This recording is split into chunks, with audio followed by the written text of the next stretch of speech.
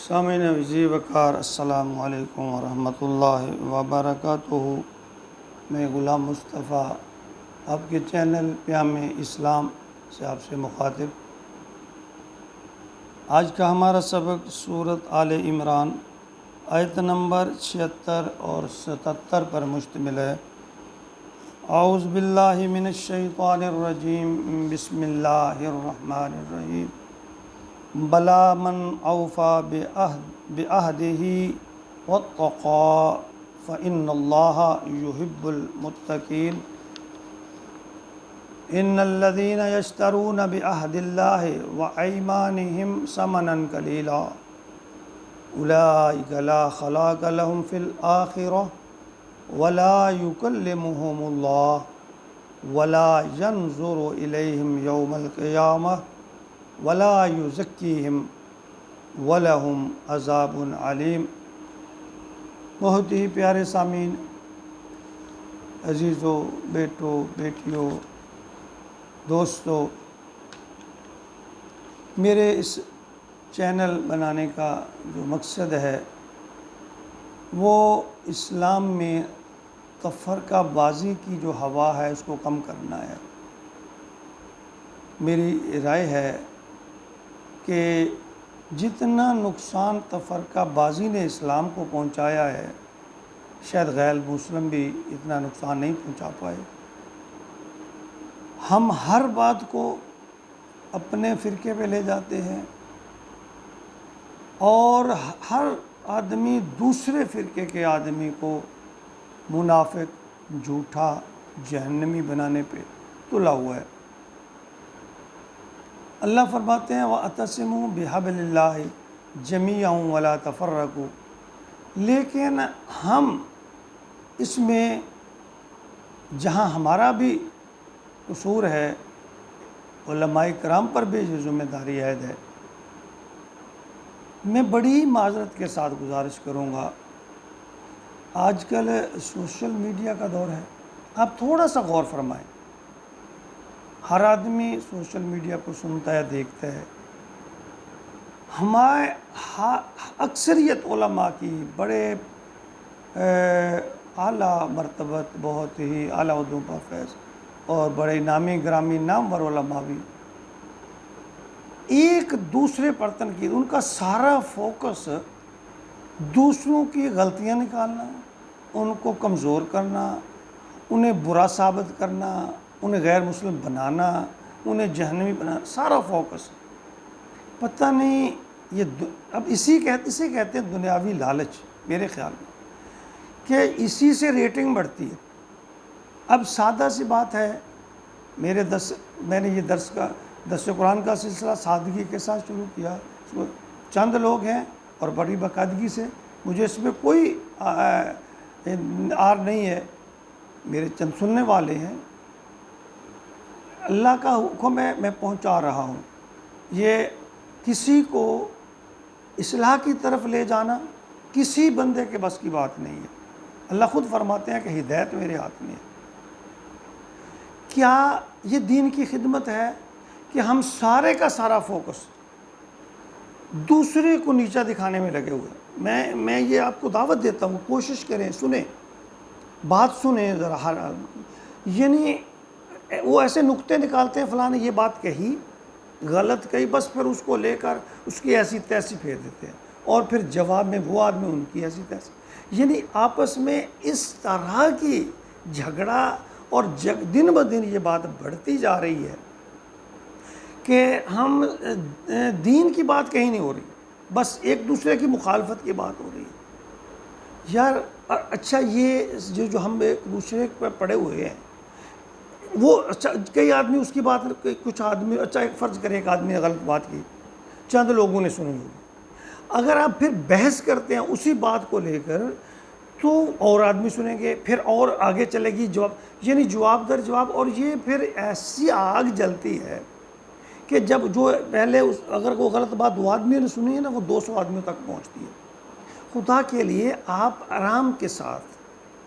دلیل کے ساتھ اور آسان طریقے سے کہیں کہ یہ دیکھیں قرآن اور حدیث کے مطابق یہ بات ہے، بس یہیں تک رکھیں۔ تو اللہ ہمیں معاف فرمائے، اللہ معاف فرمائے، ہم کدھر جا رہے ہیں؟ اب دیکھیں ان آیت مبارک میں اللہ کیا فرماتے ہیں، بلا من اوفا بعہدی، کیوں نہیں جو کوئی بھی اللہ تعالیٰ سے کیے ہوئے بعہدی اپنے عہد کو پورا کرتا ہے، واتقا اور تقوی کی راہ اختیار کرتا ہے، فإن اللہ یحب المتقین، تو اللہ تعالیٰ اہل تقوی کو پسند کرتے ہیں، تقوی کرنے والوں سے محبت فرماتے ہیں۔ اور ساتھ ہی اللہ نے اب یہ جو چند چیزیں اللہ نے فرمائی ہیں ان پر غور کیجئے، ان الذین یشترون، بے شک جو لوگ بیچتے ہیں،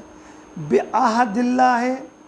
اپنے وعدوں کو، و ایمانہم، اپنی قسموں کو، ثمنا قلیلا، حقیر سی قیمت پہ، یعنی اللہ فرماتے ہیں کہ جو لوگ جھوٹی قسمیں اٹھا کر اپنی دین کو بیچتے ہیں تھوڑے پیسوں کے عوض، یعنی ہماری بات میں کچھ شک کر رہے ہیں، اللہ کی قسم کھا لیتے ہیں، جی ایسا ہی ہے جی یار، اللہ کیا فرماتے ہیں، اولئک لا خلاق لہم فی الآخرہ، یہ وہ لوگ ہیں جن کے لیے کوئی حصہ نہیں آخرت میں، یعنی دین کی بات کو بے جا، ایسی تفرقہ کی بات کو، تفرقہ بازی، قسمیں اٹھا سینہ تان تان کر، پورا زور لگا لگا کر، یعنی ہم دوسرے کی بات کوئی نفی کرنے کی کوشش کرتے ہیں، یعنی وہ بات ہوتی نہیں اتنی، ہم اس کو بنا چڑھا کر، بنا سنگار کے، لیپا پوچی کر کے اس طرح سے بیان کرتے ہیں کہ ہماری ریٹنگ بڑھے، لوگ واہ واہ کریں، ویوز زیادہ ہوں، تو آمدنی کا ذرا، خدا میں سب کی نیت پہ شک نہیں کرتا، مجھے تو یہاں تک بھی کہا گیا کہ لوگ، میں حیران ہوتا ہوں علماء کرام سے کہ بھئی جو لوگ یوں اتنے علم، اتنی قسم کا علم نہیں رکھتے، وہ قرآن کا ترجمہ نہ پڑھیں، وہ گمراہ ہو جائیں گے۔ اللہ اکبر، استغفر اللہ، یعنی وہ لوگ جو 6 سال 8 سال تک مدرسوں میں پڑھ کے آئے ہیں، اور ایک بیٹھتا ہے کہ نبی بشر ہے، اور دوسرا 6 سال 8 سال مدرسے میں لگا کے آتا ہے اور وہ کہتا ہے نبی نور ہے، ایک کہتا ہے صلاۃ جائز ہے، دوسرا کہتا ہے وہ بھی مدرسے پڑھ، یہ پڑھے لکھے جو علماء ہیں، میں کس کی بات کو مانوں؟ وہ بھی تو علم حاصل کر کے ہیں، جیسا کہ آپ کہتے ہیں کہ اتنا علم حاصل ہو تو پھر جا کے قرآن کا ترجمہ پڑھو، خدا کے لیے ہمیں قرآن پڑھنے دیا جائے، قرآن کو سمجھنے دیا جائے، سادہ، ہاں یہ بات ہے کہ قرآن میں کچھ ایسی چیزیں ہیں جو مبہم ہیں، جو عام آدمی کے سمجھنے کی نہیں ہے، تو انہیں ہمیں اس پہ جو ہے اپنی رائے نہیں قائم کرنی چاہیے، وہاں کسی مفتی سے، بڑے عالم سے اس کے ڈسکس کریں، سمجھنے کی کوشش کریں، ہمارے لیے یہ بھی کافی عام سادہ باتیں۔ اب دیکھو اس میں کیا فرماتا کہتے ہیں، جو لوگ جو ہیں جھوٹی قسمیں اٹھا کر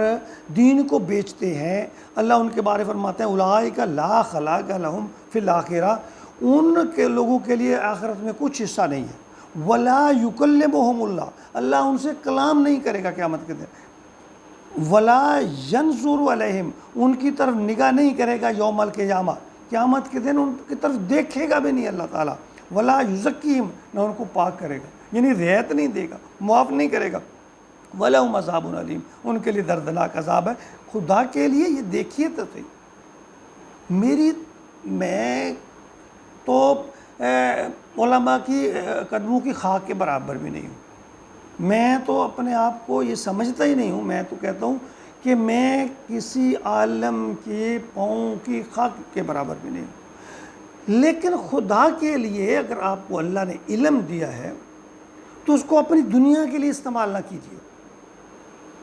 اللہ فرماتے ہیں، اب تم دیکھو قسمیں اٹھا اٹھا کر ہمارے علماء، وہ جھوٹا ہے، میں دعویٰ کرتا ہوں، میں قسم اٹھاتا ہوں، وہ بے ایمان، وہ فلاں ہے، وہ فلاں، اس نے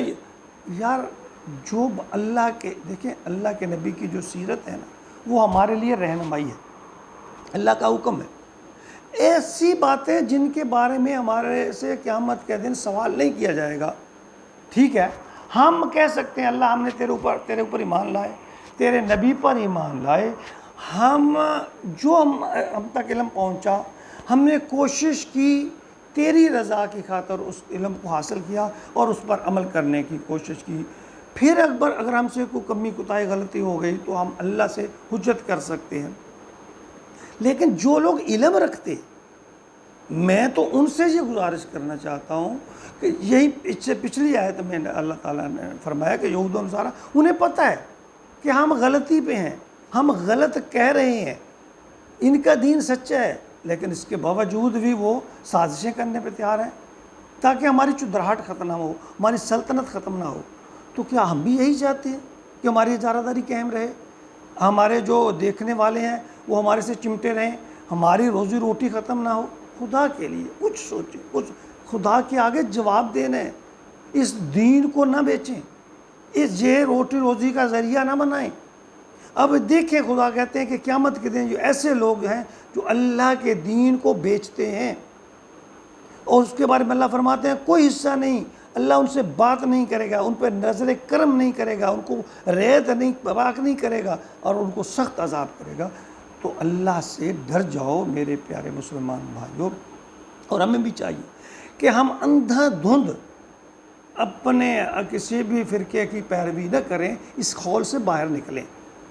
اندھا دھند پیروی نہ کریں، بات مانیں۔ میں نہیں کہتا آپ اس کو فلاں فرقے کو نہ چھوڑیں، چلیں آپ اس پہ چلتے ہیں، آپ کو جو بھی ہے، لیکن جو بات یعنی اس کی کچھ تحقیق تو کر لیں نا۔ کچھ بات ایسی ہے جو سامنے آپ کے نظر آتی ہے کہ یار یہ ٹکراتی ہے قرآن سے اور حدیث سے، اس کو چھوڑ دیں، نہ مانیں۔ کچھ ضروری ہے، یہ اللہ نے نہیں کہنا کہ تم اہل حدیث کیوں نہیں تھے، تم بریلوی کیوں نہیں تھے، تم اہل دیوبندی کیوں نہیں تھے، تم کسی فرقے فلاں فلاں سے کیوں۔ اللہ نے یہ پوچھنا کہ تم مسلمان تھے، تمہارا بنیادی عقیدہ توحید اور رسالت والا ٹھیک تھا، تم نے میرے نبی کی اتباع کی۔